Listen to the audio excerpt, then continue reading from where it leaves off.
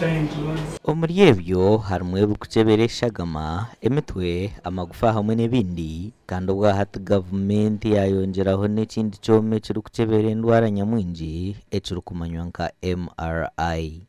Working with the Mbarara University of Science and Technology, we have capacity to ensure that these machines are operated and are able to ease the process of detecting diseases that disturb Ugandans, like now cancers. Omu Uganda yonna ekyoma ekikanka eki kiri omu marwariro 3 gonka ga gavumenti eryamurago butabika hamwe na Mbarara Regional Referral. Iki cyuma ni cy'esente nyingi kandi tubaza gavumenti kugira ngo base kukireta aho mu Western Uganda yona ninga kutandikira za Masaka ko yongera kunuye mu Western iki cyuma cyo kiriyo cyonga.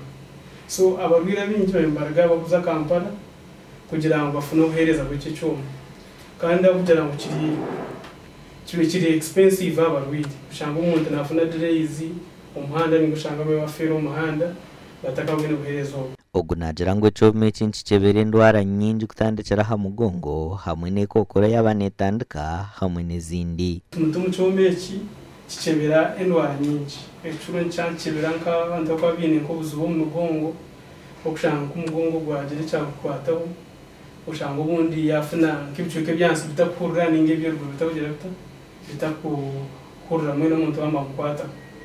Then shigaka kituyamba kureba nka wine za cancer za early stage mwene ubwire bwa zanzitandika kiza twakebera kureba ngo turebe cancer gikiri umwanya gumwe ninge ya spread ingira yagira umwanya gundi.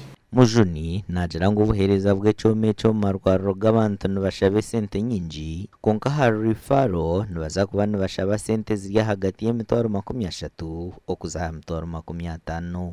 Bimwe ha byome aine byona yarambara harimu ekyokukyebera akakonko, endo mu bakazi, endwara omushagama, okukyebera ekika ky'eshagama hamwe n'ebindi. Amakuru aga gashakwa Edson Kinene.